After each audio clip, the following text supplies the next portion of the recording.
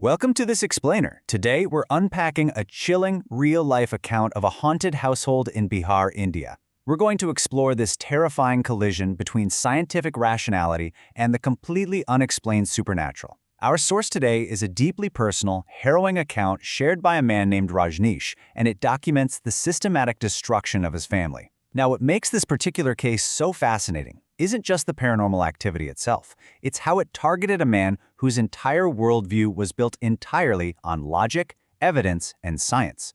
Let's dive in. You know that golden rule of real estate, right? If a deal looks way too good to be true, it definitely is. But in this case, the hidden cost wasn't structural damage or terrible plumbing. The hidden cost was a dark, generational attachment.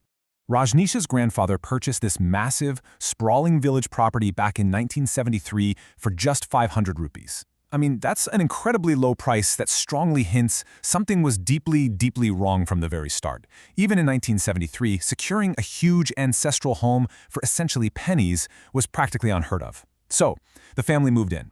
You had Rajneesh's grandfather, grandmother, his parents, his uncle, and eventually young Rajneesh and his sisters. At first glance, it looked like a traditional, bustling, joint family household, but the environment around them, it was anything but ordinary. To really grasp the total isolation of these events, you have to picture the eerie atmosphere of Nalanda village right before the terror begins.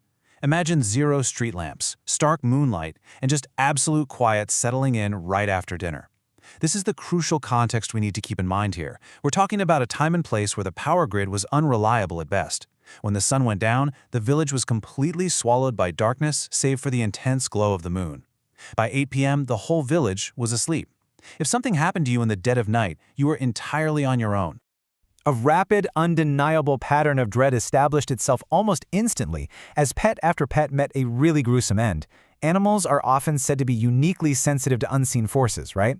Well, young Rajneesh desperately wanted a pet, but the house simply wouldn't allow it. The first puppy died, frothing at the mouth after just a month and a half. A second puppy, it suffered the exact same fate. When his father brought home a parrot instead, it was found dead 3 days later with its neck inexplicably twisted. Even the pigeons Rajneesh tried to keep on the roof completely abandoned their coop. They refused to even fly over the airspace of the property. The house was literally rejecting life. And this, right here, illustrates the core conflict of our explainer. We have the grandmother witnessing physical apparitions matched against a science teacher's stubborn, logical denial. The grandmother, who suffered from insomnia, would often stay awake into the early hours. One moonlit night, while resting on the roof, she watched a ghostly boy and girl casually climb down from a tree in their courtyard. But Rajneesh's father, he was a government science teacher. He dealt in hypotheses, biology, and physics. He completely brushed off his mother's terrifying account as just a bad dream, nightbirds, or a trick of the moonlight. He completely refused to entertain the impossible. But the haunting escalated from animal omens to active environmental hostility. The very night, the father brought in raw materials to build a new room. In a lot of paranormal accounts, altering a physical property, like starting construction, acts as a massive trigger for dormant entities. The exact day sand, gravel, and cement were dumped in the yard, a cat began wailing unrelentingly from the guava tree at exactly 2:30 in the morning. When the frustrated father went out and swatted at it with a stick to protect his sleep, the entity basically mocked him. The cat simply moved to the neighbor's roof and its wails grew impossibly louder. Then, the family's spiritual defenses were completely breached. A potted cactus, which was explicitly placed on the roof to ward off negative energy, was inexplicably hurled down during a totally windless day. Rajneesh's mother was terrified by the escalating strangeness, so she placed this cactus specifically because local lore stated it kept evil spirits at bay. But as she, Rajneesh, and the grandmother sat outside on a perfectly calm, entirely windless afternoon, an unseen force violently chucked the heavy pot off the roof edge, shattering it and the protection it offered to absolute pieces. At this point, the science teacher's rational worldview really begins to crumble. His physical health rapidly deteriorates, and he's actively stalked by an unseen entity mimicking human voices. Suddenly, this healthy, rational provider started losing his hair in clumps and grew so weak he could barely walk. Despite all this, he pushed through to attend a late-night school inspection. Walking home alone in the dark through the fields, his flashlight caught a momentary glimpse of a woman sitting way up high in an Nishiota tree. Moments later, as he hurried away, a disembodied female voice called out his name twice from the darkness behind him. So what do you do when logic totally fails you? Think about how a man of science rationalizes a failing reality right up until his ultimate breaking point. You really have to put yourself in his shoes. Every single day, he stands in a classroom teaching students about the laws of nature, gravity, and biology. And every night, he returns to a home that is actively defying all of those laws. The psychological toll of that cognitive dissonance, knowing exactly what your eyes are seeing, but your brain screaming that it's impossible, was literally draining his life force.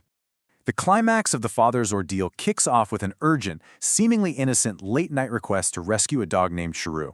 It's 11 p.m., the father is exhausted, he's ill, and he's resting. But a fellow teacher calls in a total panic. The school kitchen was accidentally locked up by the staff, and a neighborhood dog is trapped inside, barking frantically. Given the super tragic history of animals dying in his own home, the father just cannot bear the thought of another animal dying on his watch, so he grabs his flashlight and heads out into the pitch-black village night. Out on the darkened path, things get so incredibly strange.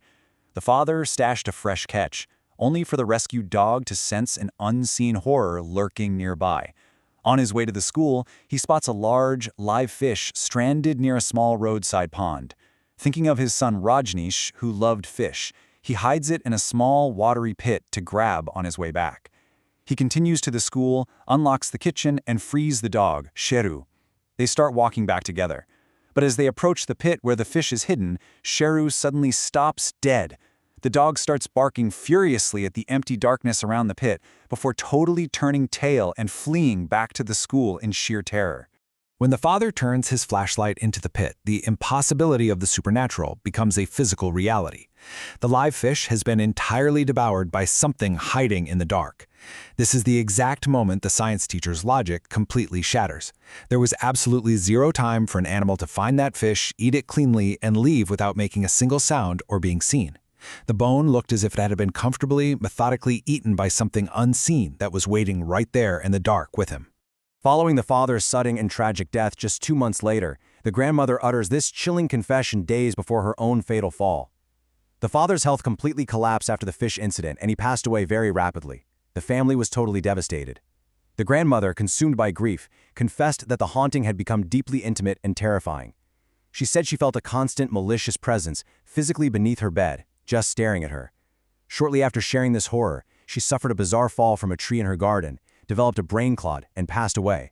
The entity was basically dismantling the family piece by piece. With a core family absolutely decimated, the surviving uncles turn in desperation to a tantric. He confirms a historical curse and prepares a high-stakes exorcism. The tantric took one step onto the property and immediately identified a dark, ancient shadow that had claimed the land long before Rajneesh's grandfather ever bought it for 500 rupees. This entity's purpose was incredibly simple: slowly destroy anyone who claimed ownership of its territory. The only option they had left was a massive, complex ritual to forcibly evict the spirit. The tantric outlines these absolute, inflexible steps for the puja, making it incredibly clear that the physical flame of the lamp is their only line of defense. The ritual required offerings, specific mantras, and perfect weather, but the absolute most critical element was the ceremonial lamp. The tantric warned the uncles that if the flame went out before the ritual was completed, the exorcism would instantly fail and the entity's wrath would just explode. So they began on a perfectly clear, sunny afternoon. In a terrifying display of power, as soon as the exorcism begins, a violent, highly localized storm targets only the haunted property, while the rest of the village remains perfectly dry. This detail completely defies every single natural law the science teacher father would have believed in. As the tantric began chanting to bind the spirit, an aggressive, isolated hurricane materialized directly over Rajneesh's house. While their neighbors are enjoying a calm, sunny afternoon, Rajneesh's family is getting battered by torrential rain, lightning, and gale-force winds directly targeting their courtyard. Despite the villagers desperately holding up a tarpaulin to protect the flame, the entity unleashes a physical force strong enough to plunge the ritual into total failure. The uncles in the tantric really fought back. They scrambled to pull a heavy tarpaulin over the ritual space, desperately trying to shield that sacred flame from the impossible rain, but the entity was simply way too strong. A massive gust of wind physically ripped the tarpaulin right out of their hands. The rain poured in and the flame died. The tantric immediately stopped, packed his things, and told the family to abandon the house right then and there to save their own lives. Fast forward to today, and the house stands as a cursed, abandoned monument to these events. It's actively shunned by spiritualists who warn the dark entities still claims dominion there. For the last 7 years, the doors have remained totally locked. Occasionally, surviving family members will visit during the daylight hours for brief maintenance, but absolutely no one dares to stay the night. Multiple independent spiritual experts have been brought to the property boundary since that failed exorcism, and every single one of them has immediately backed away, warning that the angry spirit is still very much in control. Tragically, Rajneesh's mother also passed away in 2019, closing another heartbreaking chapter on this devastated family. This explainer leaves us with an incredibly unsettling realization about the fragile boundary between the superstitions we dismiss and the terrifying realities waiting in the dark. Rajneesh's father spent his entire life teaching his students that everything can be explained through reason, observation, and scientific law. Yet, he died utterly broken by a force that operated completely outside those boundaries.